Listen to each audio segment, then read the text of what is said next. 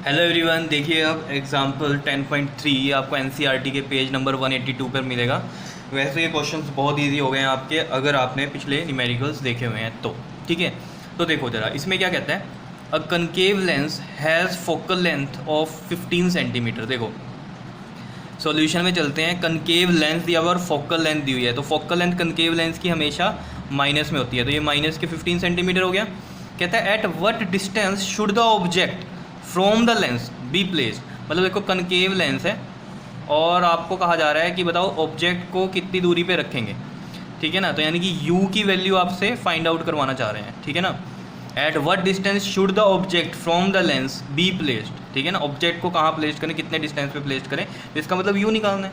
ठीक है ना, so that it forms an image at 10 centimetre from the lens. अब देखो ज़रा, कह रहा है ताकि वो इमेज फॉर्म करे at 10 centimetre from the lens, यानी कि v 10 सेंटीमीटर दिया हुआ है। लेकिन अब ये बताओ ये प्लस में है कि माइनस में है, इसने तो कुछ बताया ही नहीं है कि कैसी इमेज है, क्या है। तो आपको खुद सोचना है कि कनकेव में हमेशा जो आपके पास इमेज होती है वो कैसी बनती है, वर्चुअल एंड इरेक्ट इमेज होती है। ठीक है, तो आप यहाँ लिख सकते हो a concave lens always form a virtual and erect image. क्या इतनी बात क्लियर है? तो वर्चुअल एंड इरेक्ट इमेज है, वो कहाँ बनती है? वर्चुअल एंड इरेक्ट इमेज हमेशा लेफ्ट साइड बनती है। लेफ्ट साइड बन रही है तो डिस्टेंस इमेज का क्या रहेगा, फिर नेगेटिव रहेगा, तो ये v किस में आ गया, माइनस में आ गया। समझ रहे हो बात को? तो अगर इसमें आपसे नेचर पूछा होता ना कि नेचर क्या होगा, ठीक है, तो वो ऑटोमेटिकली यहाँ से आप नॉर्मली बता सकते थे कि ये होगा। ठीक है, वैसे तो मैग्नीफिकेशन से भी बता सकते हैं, लेकिन यहाँ v प्लस का होगा कि माइनस होगा, उसके लिए हमें ये चीज़ लिखनी पड़ेगी। वर्चुअल एंड इरेक्ट है तो इस वजह से क्या होगा, v माइनस में ही होगा, क्योंकि कनकेव लेंस में हमेशा जो इमेजेस फॉर्म होती हैं वो कैसी होती हैं, वर्चुअल एंड इरेक्ट होती हैं। क्या इतनी बात क्लियर है या नहीं है? ठीक है, तो बस, तो आप ये तो निकाल ही सकते हो। अब u तो f भी दिया हुआ है, v भी दिया हुआ है, तो देखो लेंस फॉर्मूला यूज़ करेंगे 1/f इक्वल टू में 1/v माइनस में 1/u। तो f है माइनस का 15 सेंटीमीटर और v दिया हुआ है हमें माइनस का 10 और u हमें निकालना है। तो देखो 1/माइनस का 15 और ये वाला माइनस का जो ये 1/10 है, ये इधर जाके प्लस का 1/10 हो जाएगा और इधर बचा माइनस का 1/u।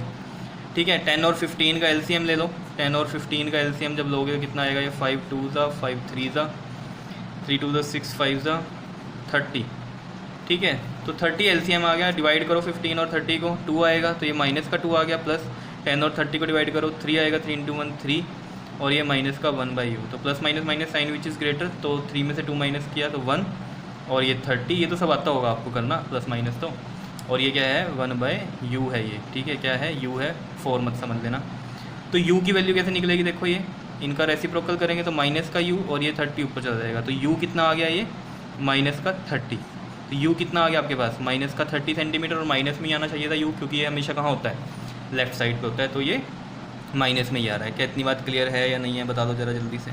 समझ में आई कहानी? ठीक, तो u पता चल गया हमें। ठीक, तो हम यहाँ इसमें लिख भी सकते हैं कि ऑब्जेक्ट डिस्टेंस कितना हो गया। सो ऑब्जेक्ट डिस्टेंस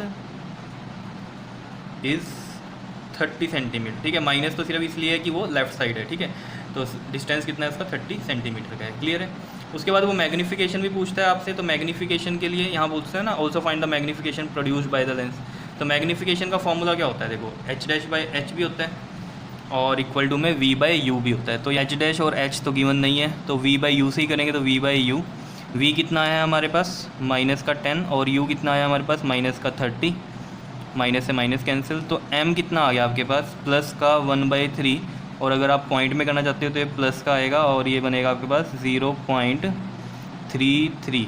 ठीक है, इस तरीके से, और कोई यूनिट तो होता नहीं है मैग्नीफिकेशन का। ठीक है, तो यहाँ से देखो आप, यहाँ से भी अगर उसकी नेचर बताना चाहते हो तो यहाँ से बता सकते थे। प्लस की वजह से कैसी इमेज होगी, अगर m पॉजिटिव है तो वर्चुअल एंड इरेक्ट होगी। ठीक है, अगर m पॉजिटिव है, और ये देखो 0.33 लेस देन 1 है, तो इमेज कैसी होगी, डिमिनिश्ड होगी। ठीक है, तो यहाँ से आप बता सकते हो ये बातें। ठीक है, और नॉर्मली जो मैग्नीफिकेशन का मतलब होता है उसको समझो कि क्या होता है। मैग्नीफिकेशन जब हम निकालते हैं तो इसका मतलब क्या होता है कि जो इमेज है वो 1/3 है ऑब्जेक्ट के।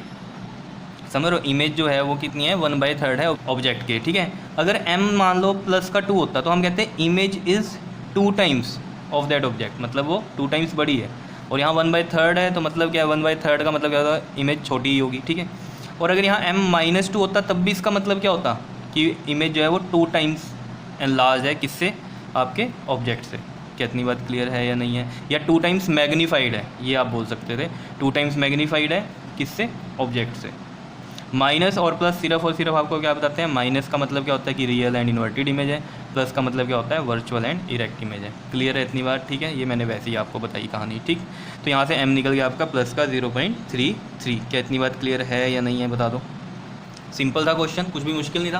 तो आपको पता चल रहा होगा अगर पिछले क्वेश्चन आपने करे हैं तो ये बहुत ईजी क्वेश्चन लग रहे हैं आपको, ठीक है ना, कुछ भी मुश्किल नहीं है। और पेपर में इसी तरीके के क्वेश्चन आपसे पूछे भी जाते हैं, ठीक है।